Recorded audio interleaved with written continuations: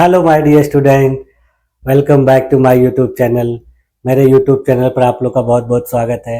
Dear student, आज की class में हम लोग BA 6 सेमेस्टर के शिक्षा शास्त्र विषय का अध्ययन करेंगे और आज मैं आप लोगों को 1 के 6वें और 7वें यूनिट का अध्ययन कराऊंगा। हम लोगों ने पेपर 1 में 5 यूनिट का अध्ययन कर लिया है और आज मैं 6वां और 7वां यूनिट आप लोग को इसलिए अध्ययन कराना चाहता हूं कि फर्स्ट पेपर जब खत्म हो जाएगा तो उसके बाद अभी सेकेंड पेपर में कई यूनिट बचे हुए हैं आप लोग के, और जो 5वां और उसके पहले का जो यूनिट है वो सब आप लोगों ने भली भांति अच्छे तरीके से कंप्लीट कर लिया। 6वां और 7वां यूनिट जो है एक दूसरे से मिलता जुलता था, इसलिए मैंने इन दोनों यूनिट को एक साथ कराने का विचार किया।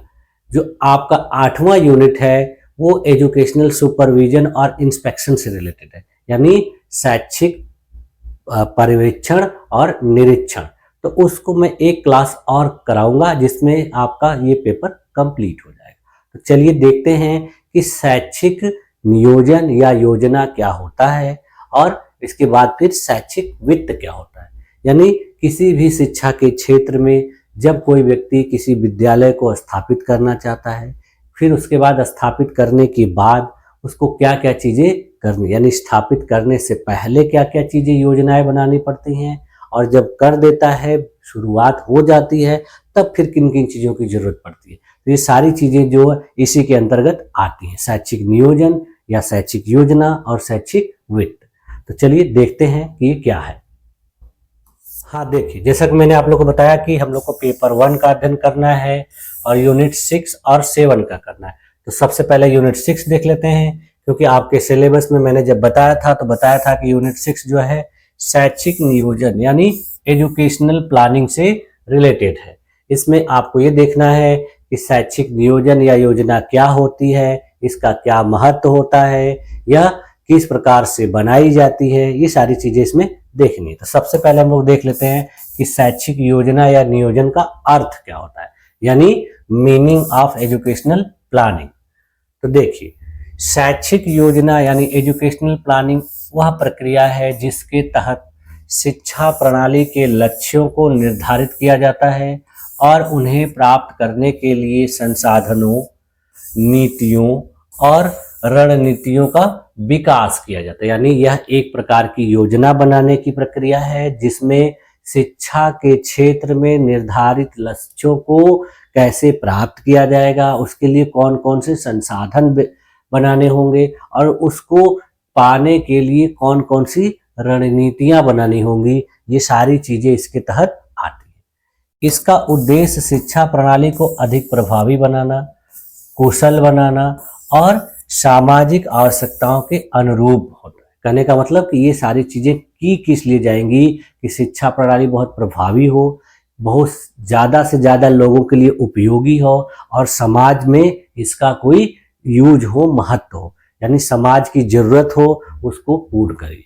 तो ये सारे काम करने के लिए इसको बनाया जाता है, तैयार किया जाता है। इसको सरल शब्दों में देखिए कैसे कह सकते हैं कि शैक्षिक योजना एक पूर्व निर्धारित रणनीति है जिसके माध्यम से शिक्षा प्रणाली को बेहतर बनाया जाता है ताकि सभी लोगों को गुणवत्तापूर्ण शिक्षा मिल सके। यानी ये पहले से निर्धारित एक स्ट्रैटेजी होती है, रणनीति होती है जिसमें शिक्षा प्रणाली के लक्ष्यों को प्राप्त करके जो शिक्षा प्राप्त करने वाले लोग हैं उनको क्वालिटेटिव एजुकेशन प्रोवाइड किया जाए, यानी गुणवत्तापूर्ण शिक्षा उनको दिलाई जाए।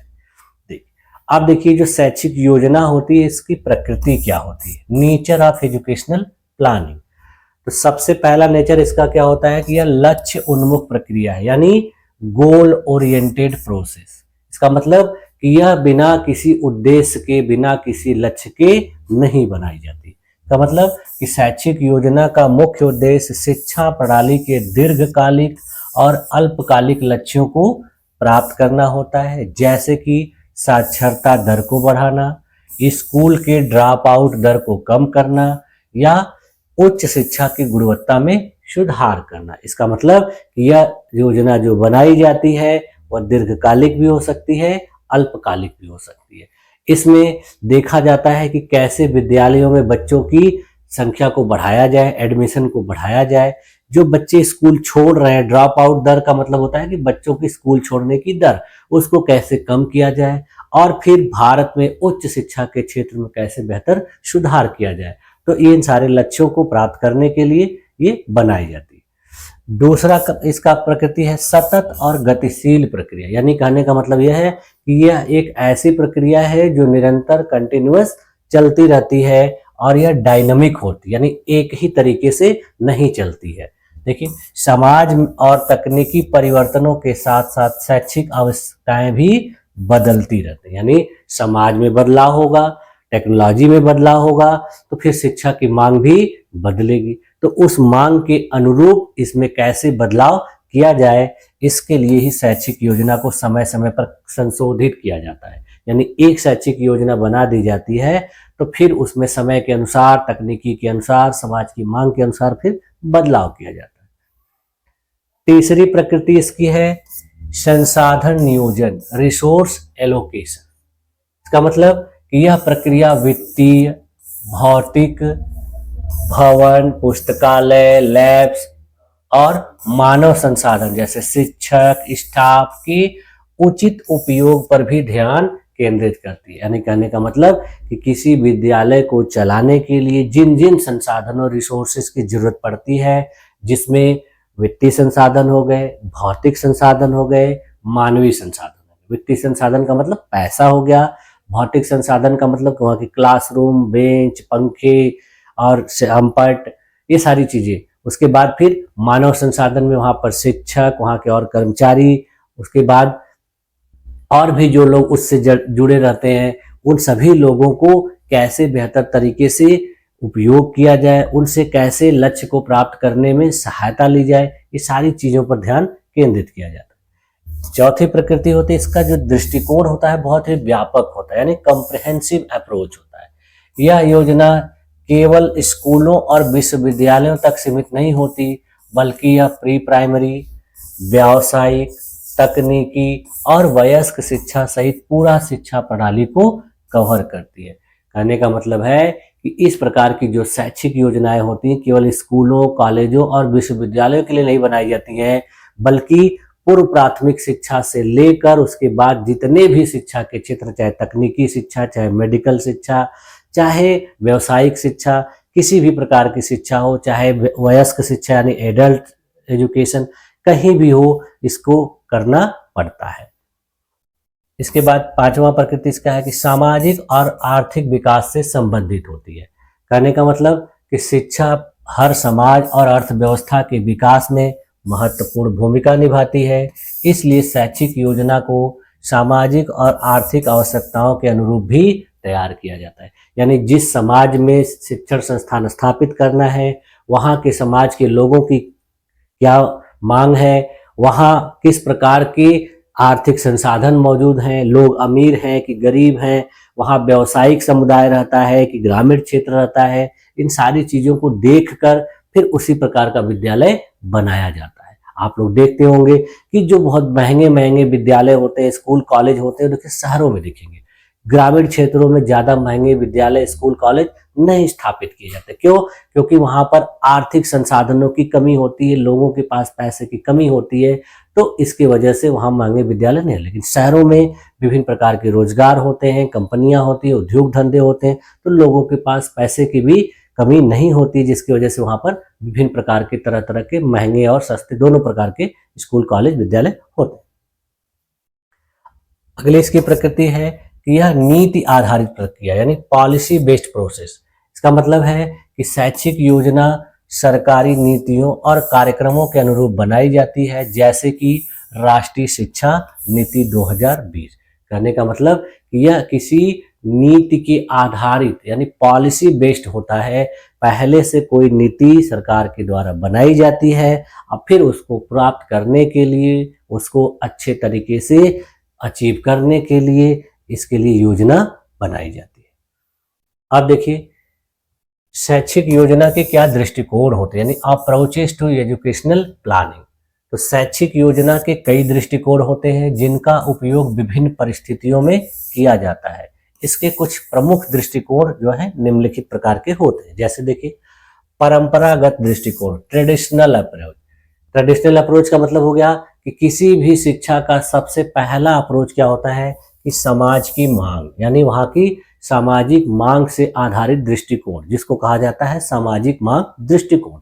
यह दृष्टिकोण देखिए इस बात पर केंद्रित होता है कि समाज में शिक्षा कितनी मांग है और उसी के अनुसार शैक्षिक सुविधाओं की योजना बनाई जाती है। यानी जिस प्रकार के समाज में शिक्षा व्यवस्था देनी है लोगों को, तो वहां के लोगों की मांग किस प्रकार की शिक्षा की है, कितनी मांग है, तो उसी प्रकार की शिक्षा व्यवस्था वहां उपलब्ध कराई जाती है। उदाहरण के लिए देखिए, यदि किसी क्षेत्र में अधिक छात्र उच्च शिक्षा प्राप्त करना चाहते हैं तो वहां नए कॉलेज स्थापित किए जाएंगे। यदि वहां पर ज्यादा लोग उच्च शिक्षा प्राप्त करने के इच्छुक नहीं होते हैं तो आप देखेंगे कि उच्च शिक्षा से संबंधित जो है कॉलेज या विश्वविद्यालय आपको कम मिलेंगे, यानी हाई स्कूल इंटर तक के स्कूल देखे जाएंगे। इससे देखिए हानि क्या होता है कि कभी कभी इससे संसाधनों की बर्बादी हो सकती है, क्योंकि यह केवल मांग पर आधारित होता है, न कि रोजगार के अवसर पर। इससे देखिए कभी कभी नुकसान भी होता है। क्यों? क्योंकि यहाँ पर लोगों की जरूरत के अनुसार विद्यालय बनाए जाते हैं और उससे वहां पर कोई फायदा नहीं होता है, तब जाके लोगों को इससे नुकसान होता है, रोजगार के अवसर यहाँ उपलब्ध नहीं होते। अब देखिए दूसरा दृष्टिकोण है मानव संसाधन दृष्टिकोण, मैन पावर प्लानिंग अप्रोच। यह दृष्टिकोण देखिए क्या होता है कि भविष्य में समाज और अर्थव्यवस्था को कितने शिक्षित और प्रशिक्षित लोगों की आवश्यकता होगी, इस पर आधारित होता है।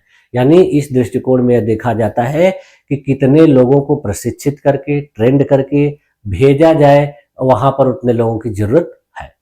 तो इसलिए देखिए क्या किया जाता है कि उदाहरण के लिए कि यदि किसी देश को अगले 10 वर्षों में अधिक इंजीनियरों की आवश्यकता है होगी तो अधिक इंजीनियरिंग कॉलेज खोले जाएंगे। अगर लगता है किसी देश को कि उसके यहाँ भविष्य में बहुत सारे इंजीनियरिंग क्षेत्र में काम करने हैं, तो उसके लिए इंजीनियर स्टूडेंट चाहिए, तो उसके लिए कॉलेज होंगे, कॉलेज से स्टूडेंट को पास आउट किया जाएगा, फिर वो लोग वहां पर जाएंगे। इससे देखिए हानि क्या होती है कि यह दृष्टिकोण भविष्य की आवश्यकताओं का सटीक अनुमान लगाने में असफल हो सकता है। अब देखिए यह दृष्टिकोण पूरी तरह से सही नहीं हो सकता। क्यों नहीं सही हो सकता? कोई भरोसा नहीं है कि 10 वर्षों में वो काम होगा कि नहीं होगा, उसमें कितने लोगों की जरूरत पड़ेगी, कितने इंजीनियर वहां नियुक्त होंगे, तो इससे क्या होगा कि नुकसान भी हो सकता है। इसके बाद फिर देखिए इसी के तहत परंपरागत में दृष्टिकोण में दर और लागत विश्लेषण दृष्टिकोण होता है, यानी रेट ऑफ रिटर्न अप्रोच। इसमें यह देखा जाता है कि शिक्षा में जो निवेश हो रहा है वह निवेश लाभदायक होगा कि नहीं, यानी उससे कोई फायदा होगा कि नहीं। देखिए सरकार यह तय कर सकती है कि उच्च शिक्षा में अधिक निवेश करने से देश की अर्थव्यवस्था को कितना लाभ होगा। इसमें देखा जाता है कि इतना पैसा इस जगह के क्षेत्र में शिक्षा के लिए खर्च किया जा रहा है, उच्च शिक्षा के लिए किया जा रहा है, तो इससे हमको बेनिफिट क्या मिलेगा। इसमें कॉस्ट देखा जाता है, कॉस्ट और रिटर्न देखा जाता है। इससे हानि क्या होता है, यह दृष्टिकोण शिक्षा के सामाजिक और सांस्कृतिक प्रभावों को नजरअंदाज कर सकता है। अब इसमें देखिए क्या है कि जब फायदा देखा जाने लगेगा कि विद्यालय स्कूल कॉलेज खोला जाएगा, उससे प्रॉफिट कितना होगा, तो फिर समाज में बहुत से ऐसे लोग होते हैं कि जो पूरी तरह से शिक्षा का खर्च वहन नहीं कर पाते, तो उनके लिए विद्यालय उपलब्ध नहीं हो पाएंगे, उनके बच्चों को सही से शिक्षा नहीं मिल पाएगी। तो इसलिए इस प्रकार का दृष्टिकोण इस वजह से क्या हो सकता है, नुकसानदायक हो सकता है। अब देखिए आधुनिक दृष्टिकोण क्या है इसका, मॉडर्न दृष्टिकोण, मॉडर्न अप्रोच। मॉडर्न अप्रोच देखिए सबसे पहला क्या है कि समेकित दृष्टिकोण, यानी इंटीग्रेटेड अप्रोच।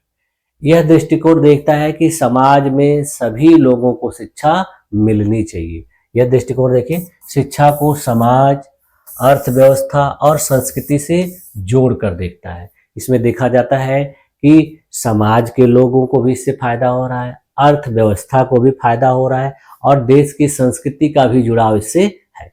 जैसे देखिए उदाहरण के लिए ग्रामीण शिक्षा को स्थानीय उद्योगों और कृषि से जोड़ना, ताकि ग्रामीण विकास में मदद मिल सके। यानी ग्रामीण क्षेत्रों में जो शिक्षा प्रदान की जाती है वहाँ के बच्चों को, तो वहाँ उसी प्रकार की शिक्षा प्रदान की जाए जिसका उपयोग वहाँ पर ग्रामीण उद्योगों में किया जा सके और फिर ग्रामीण क्षेत्र के लोगों को अच्छा रोजगार मिले, जिससे वहां का विकास हो, तब जाके ये चीज सफल होती है। उसके बाद फिर देखिए आधुनिक दृष्टिकोण में विकेंद्रित दृष्टिकोण या डिसेंट्रलाइज्ड अप्रोच। इसमें देखिए क्या होता है कि शैक्षिक योजना को केवल राष्ट्रीय स्तर पर नहीं बल्कि राज्य, जिला और स्थानीय स्तर पर भी लागू किया जाता है। इसका उदाहरण देखिए, पंचायतों को स्कूलों के संचालन और शिक्षकों की भर्ती का अधिकार दिया जाए। इसके अंतर्गत ऐसा हो जाएगा, अभी आप लोग देखते हैं कि अपने देश में जो शिक्षकों की नियुक्ति होती है या तो केंद्र सरकार के तहत होती है या तो राज्य सरकार। इसके अलावा और किसी के पास अभी अधिकार नहीं दिया गया है कि अपने क्षेत्र में शिक्षकों को नियुक्त करे या अपने से विद्यालय बनाए। अब देखिए अपने देश में केंद्र और राज्य आधारित दो प्रकार की सरकारें चलाई जाती है, शासन प्रशासन चलाया जाता है। तीसरा जो स्तर है पंचायत स्तर, अभी उसको पूरा अधिकार नहीं दिया गया है। तो ये चीजें जब पंचायत स्तर पर भी होने लगेंगी तो इसको कहा जाता है विकेंद्रीकृत दृष्टिकोण। अब इसमें देखिए अगला है परिदृश्य नियोजन दृष्टिकोण यानी पर्सपेक्टिव प्लानिंग अप्रोच। यह दीर्घकालिक होता है, लगभग 15 से 20 वर्षों के लक्ष्यों को आधारित करके इसको बनाया जाता है। उदाहरण के लिए देखिए कि 2035 तक भारत में 100% साक्षरता दर प्राप्त करने की योजना बनाना इसका उदाहरण होता है। जैसे देखिए जो न्यू एजुकेशन पॉलिसी आई है उसमें 2030-2035 तक के लक्ष्यों को निर्धारित किया गया है, तो उसमें इसी प्रकार का जो दृष्टिकोण अपनाया गया है। इसके बाद फिर देखिए आपातकालीन योजना दृष्टिकोण यानी कंटिंजेंसी प्लानिंग अप्रोच। यह क्या होता है कि जब किसी अनिश्चित स्थिति जैसे महामारी, प्राकृतिक आपदा के कारण शिक्षा प्रणाली में बाधा आती है, तब इस दृष्टिकोण को उपयोग किया जाता है। यानी ये दृष्टिकोण हर समय नहीं उपयोग किया जाता है, जब कोई आपातकालीन इमरजेंसी सिचुएशन होती तब इसको उपयोग किया जाता है। जैसे देखिए कभी कभी किसी क्षेत्र में कोई महामारी आ गई, देखिए अभी कुछ समय पहले 3-4 साल पहले कोरोना नामक महामारी आई थी, तो उस समय अपने देश में शिक्षा व्यवस्था में व्यापक स्तर पर जो है योजनाओं में बदलाव करना पड़ा था। देखिए उदाहरण के लिए कोविड-19 महामारी के दौरान ऑनलाइन शिक्षा को बहुत ज़्यादा बढ़ावा दिया गया। जो क्लास में जाकर स्कूल कॉलेज में जाकर शिक्षा प्राप्त करने की व्यवस्था थी उसको बंद किया गया, रोक दिया गया कुछ समय के लिए। तो एक प्रकार की योजना में बदलाव था। इसको बदल के कहा गया कि सभी विद्यार्थियों को पढ़ाई बंद नहीं होनी चाहिए बल्कि उनको ऑनलाइन माध्यम से शिक्षा प्रदान की जाए। इसके बाद फिर देखिए इसमें अगला है प्रौद्योगिकी आधारित दृष्टिकोण यानी टेक्नोलॉजी बेस्ड प्लानिंग अप्रोच। इस प्रकार के अप्रोच में देखिए क्या होता है कि शिक्षा में डिजिटल और तकनीकी साधनों का अधिकतम उपयोग करने पर जोर दिया जाता है। इस प्रकार के दृष्टिकोण में देखा जाता है कि बच्चों को किस प्रकार से तकनीक का इस्तेमाल करके, आधुनिक ज्ञान विज्ञान का उपयोग करके उनको किस प्रकार से बेहतर शिक्षा दी जाए, जिससे उनकी शिक्षा रोजगार उन्मुख हो, उनको किसी न किसी व्यवसाय के योग्य बनाए, उनके अंदर कौशल का विकास। तो ये सारी चीजें करने के लिए इस प्रकार का अप्रोच अपनाया जाता है। उदाहरण के लिए देखिए smart classroom, e learning platform और वर्चुअल प्रयोगशालाएं बनाई जाती हैं और इसके माध्यम से इस दृष्टिकोण को पूरा करने का प्रयास किया जाता है। अब देखिए इसका निष्कर्ष क्या निकल के आया शैक्षिक योजना या नियोजन का, कि शैक्षिक योजना शिक्षा प्रणाली को प्रभावी और समाजोपयोगी बनाने के लिए एक महत्वपूर्ण प्रक्रिया है। यह एक गतिशील और निरंतर प्रक्रिया होती है जो समाज और अर्थव्यवस्था की बदलती आवश्यकताओं के अनुसार विकसित होती रहती है। इससे देखिए कुछ महत्वपूर्ण बिंदु भी निकल के आ रहे हैं। वो महत्वपूर्ण बिंदु क्या है कि शैक्षिक योजना का उद्देश्य शिक्षा की गुणवत्ता, सुलभता और प्रभावशीलता को बढ़ाना होता है। इसके कई दृष्टिकोण होते हैं जैसे सामाजिक मांग दृष्टिकोण, मानव संसाधन दृष्टिकोण, समेकित दृष्टिकोण। उसके अलावा देखिए प्रभावी शैक्षिक योजना से शिक्षा और अर्थव्यवस्था के बीच संतुलन बना रहता है। अतः एक सुविचारित और दीर्घकालिक शैक्षिक योजना से समाज का समग्र विकास होना संभव होता है। यदि बिना सोचे विचारे एजुकेशनल प्लानिंग की जाएगी तो देश का विकास नहीं होगा, समाज का विकास नहीं होगा। अपने देश में देखिए बहुत से ऐसे युवा हैं जो डिग्री लेकर कोर्स करके घूम रहे हैं, उनको रोजगार नहीं मिल पा रहा। तो ये सब क्या है, ये बिना प्लानिंग का सही तरीके से सब कुछ अप्लाई नहीं किया गया है, यही उसका नतीजा है। तो इस तरह से करने से देश में बेरोजगारी बढ़ेगी, शिक्षा के प्रति लोगों का झुकाव कम होगा। तो ये सारी चीजें होने से सही तरीके से शिक्षा प्रभावित नहीं हो पाएगी। अब देखिए अगला भी हम लोग देख लेते हैं, नेक्स्ट यूनिट 7 यूनिट। ये भी देखिए शैक्षिक वित्त से रिलेटेड है, वो शैक्षिक योजना से थी, तो शैक्षिक वित्त भी शैक्षिक योजना के अंतर्गत ही आता है। देखिए इसका अर्थ क्या होता है, देखिए शिक्षा के क्षेत्र में पैसे से संबंधित होता है, यानी जो चीज पैसे से रिलेटेड होती है वो सारी चीजें शैक्षिक वित्त के अंतर्गत आती है। देखिए शैक्षिक वित्त एजुकेशनल फाइनेंस वह प्रक्रिया है जिसके तहत शिक्षा प्रणाली को वित्तीय संसाधन फाइनेंशियल रिसोर्सेज उपलब्ध कराए जाते हैं ताकि शिक्षण संस्थानों, शिक्षकों, छात्रों और बुनियादी ढांचे की आवश्यकताओं को पूरा किया जा सके। अब देखिए आजकल कोई भी काम करना होगा बिना पैसे का नहीं होता है। तो जब कोई भी सरकार हो चाहे कोई निजी व्यक्ति हो, अगर वो शिक्षा के क्षेत्र में जाना चाहता है तो उसको जैसे ही प्लानिंग करना शुरू होगा तब से उसको पैसा लगना शुरू हो जाता है। यानी प्लानिंग के समय से ही पैसा लगेगा और जब तक वह शिक्षण संस्थान बनेगा तब तक लगता रहेगा। बनने के बाद फिर वहां पर संसाधनों को मैनेज करने के लिए, टीचर को नियुक्त करने के लिए, उनको पेमेंट देने के लिए, वहां कर्मचारियों को पेमेंट देने के लिए, तो सारे काम के लिए पैसे की जरूरत पड़ती है। अब देखिए यह काम सरकार भी करती है, निजी क्षेत्र के लोग भी करते हैं, कुछ अंतरराष्ट्रीय संगठन भी करते हैं और वित्तीय सहायता के रूप में ये सारी चीजें की जाती है। देखिए इसको सरकारी अगर संस्थान रहेगा तो सरकार व्यवस्था करेगी, अगर कोई निजी संस्थान बनाया जा रहा है शिक्षण संस्थान तो उसमें निजी लोग पैसा खर्च करेंगे। कुछ ऐसे संस्थान भी होते हैं जहां पर अंतरराष्ट्रीय संस्थानों के द्वारा अनुदान भी मिलता है तो उसमें भी पैसा लगता है।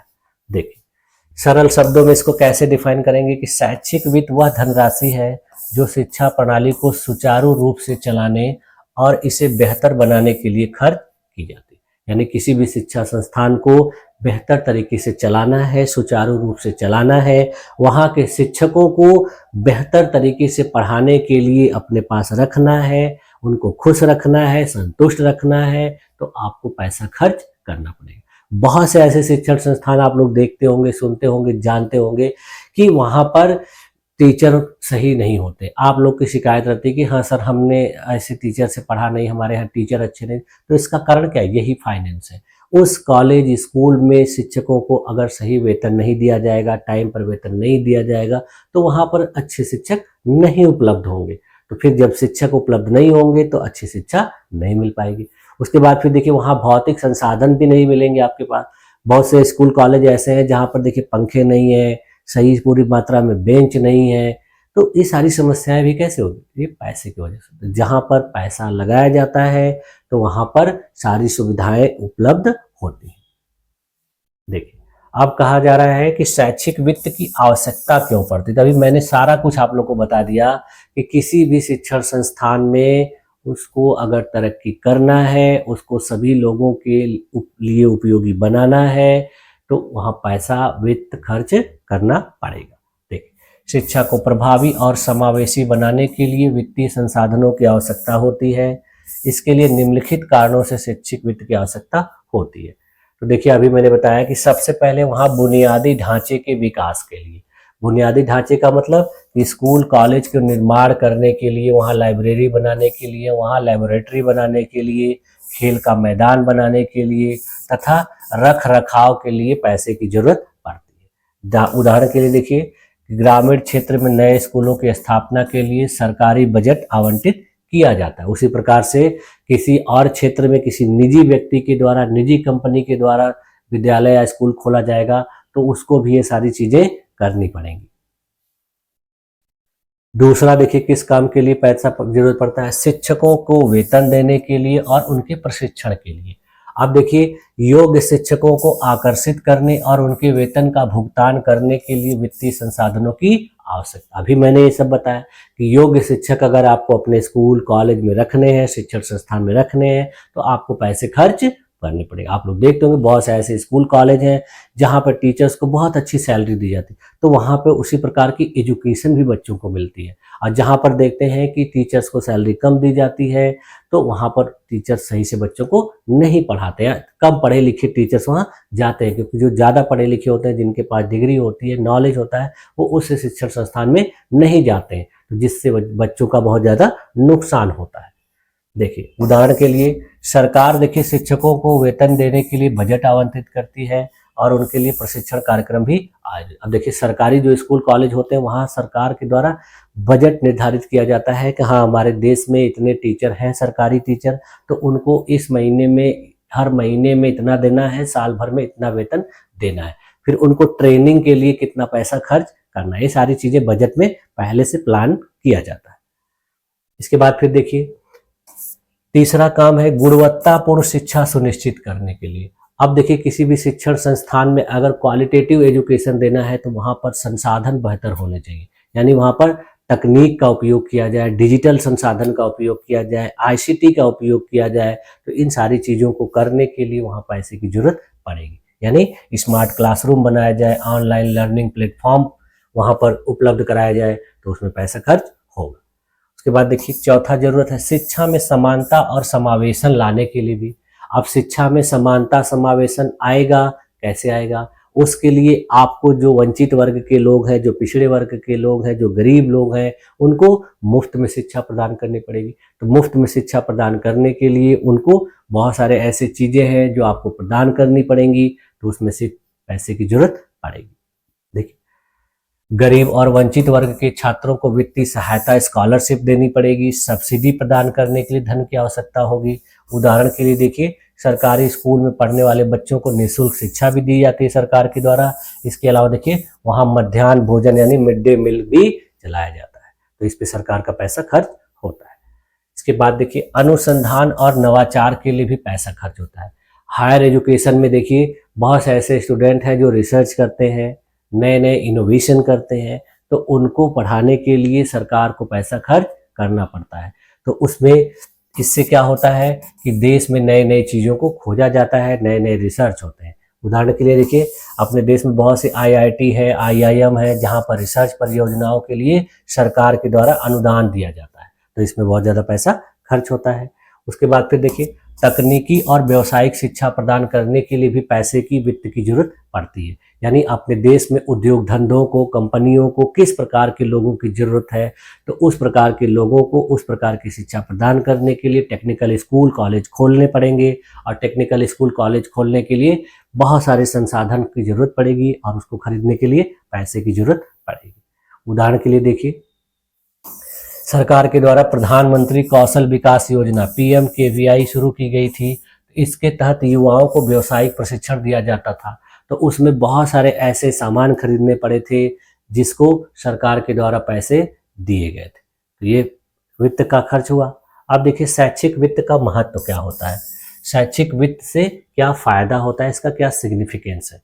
तो देखिए शैक्षिक वित्त से पहला फायदा होता है कि इससे साक्षरता दर बढ़ाने में सहायता मिलती है। यानी अगर किसी स्कूल कॉलेज में पर्याप्त मात्रा में संसाधन उपलब्ध करा दिए गए, वित्तीय संसाधन, तो उससे वहाँ स्कूल और कॉलेज की संख्या बढ़ेगी, वहाँ पर जो सुविधाएं रहेंगी उसको बेहतर किया जाएगा, जिससे शिक्षा अधिक लोगों तक पहुँचेगी। इससे फिर दूसरा फायदा होता है आर्थिक विकास में बहुत ज़्यादा योगदान होता है। क्यों आर्थिक विकास में योगदान होगा कि शिक्षा संस्थान से गुणवत्तापूर्ण शिक्षा प्राप्त करके जो छात्र छात्राएं निकलेंगे वो बेहतर मानव संसाधन का निर्माण होगा और उससे अर्थव्यवस्था को बहुत ज़्यादा बल मिलेगा। तीसरा फायदा होता है सामाजिक समानता को बढ़ावा मिलता है। यानी जो सरकारी स्कूल कॉलेज पिछड़े क्षेत्रों में खोले जाते हैं सरकार के द्वारा, उससे क्या होता है कि समाज में सभी लोगों को समान प्रकार की शिक्षा मिलती है। जो वंचित और पिछड़े वर्ग के लोग रहते हैं वो भी शिक्षा प्राप्त कर लेते हैं, तो उससे वहाँ पर जो है सामाजिक समानता देखने को मिलती है। इसके बाद देखिए राष्ट्रीय विकास के लिए भी बहुत ज़्यादा इसमें फायदा होता है। जैसे देखिए एक शिक्षित समाज देश के विकास को गति देता है और नवाचार को प्रोत्साहित करता है, तो इसलिए शैक्षिक वित्त राष्ट्रीय विकास के लिए भी बहुत ज़्यादा आवश्यक होता है। उसके बाद फिर देखिए इससे डिजिटल शिक्षा को बढ़ावा मिलता है। जब किसी भी शिक्षण संस्थान में, स्कूल कॉलेज में पैसे पर्याप्त मात्रा में है तो वहाँ पर डिजिटल संसाधनों का उपयोग किया जाता है, स्मार्ट क्लास का उपयोग किया जाता है, डिजिटल बोर्ड का उपयोग किया जाता है, इंटरनेट की सुविधा उपलब्ध रहती है। तो उस प्रकार की शिक्षा प्रदान करने से बच्चों को बहुत बेहतर गुणवत्तापूर्ण शिक्षा प्रदान की जानी संभव हो पाती है। जैसे देखिए स्मार्ट क्लासरूम, ऑनलाइन लर्निंग और ई बुक्स की सुविधा वहाँ पर उपलब्ध कराई जाती है। इसके बाद फिर देखिए चौथा इसका महत्व है, यह शैक्षिक वित्त का स्रोत माना जाता है। यानी शैक्षिक वित्त विभिन्न स्रोतों से प्राप्त किया जाता है जिन्हें मुख्य रूप से 3 भागों में विभाजित किया जा सकता है। देखिए शैक्षिक वित्त के 3 स्रोत होते हैं। यानी पहला स्रोत क्या होता है, सरकार के द्वारा, यानी सरकार के द्वारा जब पैसा खर्च किया जाएगा तो वो सरकारी स्रोत होगा। इसमें देखिए केंद्र और राज्य सरकारों के द्वारा बजट में शिक्षा से संबंधित खर्च की बात कही जाती है और उसमें इसका निर्धारण कर दिया जाता है कि अपने देश में सरकार के द्वारा कितना शिक्षा पर पैसा खर्च किया जाएगा। उसी प्रकार राज्य सरकारें भी निर्धारित करती हैं कि हमारे राज्य में इस बजट में शिक्षा के लिए कितने पैसे खर्च किए जाएंगे। तो ये सारे जो खर्चे होंगे ये सरकारी स्रोत के अंतर्गत आते हैं, ठीक है। और इस समय देखिए अभी अपने देश की सरकारें प्रयास करती हैं कि अपने जीडीपी का 6% तक लगभग शिक्षा पे खर्च किया जाए। उसके बाद फिर देखिए दूसरा है करों से प्राप्त धन, यानी शिक्षा पर विभिन्न प्रकार के उपकरों के द्वारा जो पैसा हासिल किया जाता है उसको शिक्षा पर लगाया जाता है। सरकार बहुत सारे ऐसे उपकर लगाती है और उससे पैसा प्राप्त होता है और उस पैसे को जो है शिक्षा पर खर्च किया जाता है। देखिए 2% सरकार जो है शिक्षा उपकर लगाती है जिसको एजुकेशन सेस के नाम से जाना जाता है और ये जो है टैक्स पेयर लोगों से लिया जाता है, यानी ऐसे लोगों से लिया जाता है जो टैक्स पे करते हैं, यानी जो पैसा ज्यादा कमाते हैं, बड़े बड़े उद्योगपतियों से, पूंजीपतियों से, और जो तनख्वाह बिजनेसमैन कमाते हैं उससे। इसके बाद फिर देखिए अंतरराष्ट्रीय अनुदान भी मिलता है, इंटरनेशनल डोनेशन भी मिलता है। बहुत सारे अंतरराष्ट्रीय संगठन है, जैसे देखिए यूनेस्को के द्वारा, वर्ल्ड बैंक के द्वारा, यूनिसेफ के द्वारा, इन सब के द्वारा शिक्षा के लिए वित्तीय सहायता सरकारों को प्रदान की जाती है। उदाहरण के लिए देखिए भारत में विश्व बैंक के द्वारा प्राथमिक शिक्षा सुधार के लिए वित्तीय सहायता प्रदान की जाती है। उसी प्रकार से देखिए कुछ सार्वजनिक निजी भागीदारी से भी पैसा आता है, पब्लिक प्राइवेट पार्टनरशिप जिसको पीपीपी कहा जाता है। इसमें देखिए सरकार और निजी संस्थान एक दूसरे से समझौता कर लेते हैं, एग्रीमेंट कर लेते हैं और उसके तहत फिर शिक्षा को बढ़ावा देने के लिए कार्य किया जाता है। इसमें देखिए कुछ सरकारी स्कूलों को निजी संगठनों द्वारा वित्तीय सहायता प्रदान की जाती है, यानी भारत में बहुत सारे ऐसे स्कूल हैं जिनको बड़े बड़े कंपनियों के द्वारा पैसा दिया जाता है खर्च करने के, यानी सरकार के द्वारा विद्यालय बना दिया जाता है और उसके बाद उसके खर्च देखभाल की जो जिम्मेदारी होती है निजी कंपनियां उठाती है। अब देखिए दूसरा स्रोत होता है निजी स्रोत, यानी प्राइवेट सोर्स। एक तो हो गया सरकार के स्तर पर पैसा खर्च किया जाना और दूसरा स्तर हो गया निजी स्रोत। तो निजी में देखिए ट्यूशन और अन्य शुल्क से जो है ये पैसे लगते हैं। जैसे देखिए विभिन्न प्रकार की जो निजी स्कूल है वहां पर कॉलेजों में छात्रों से ली जाने वाली जो फीस होती है, क्योंकि वो लोग ट्यूशन और अन्य शुल्क के तौर पर आपको रसीद देते हैं, तो वो एक तरह से क्या हो गई, वो आपके स्कूल कॉलेज में पढ़ने की फीस हो गई। इसका उदाहरण देखिए जो निजी विश्वविद्यालय है वहां पर जो फीस है यानी वो महंगी होती है, तो इससे जो हर तरह के स्टूडेंट पढ़ने में सक्षम नहीं होते। उसके बाद फिर देखिए दूसरा स्रोत है दान और दानदाता संगठन। बहुत से ऐसे धनी व्यक्ति होते हैं या संगठन होते हैं जो शैक्षिक संस्थानों को दान में पैसा देते हैं। जैसे उदाहरण के लिए देखिए जो विप्रो के कंपनी के जो मालिक हैं अजीम प्रेम जी, उनके द्वारा देखिए अजीम प्रेम जी फाउंडेशन बनाया गया है जिसके द्वारा शिक्षा में बहुत ज़्यादा पैसा खर्च किया जाता है, निवेश किया जाता है।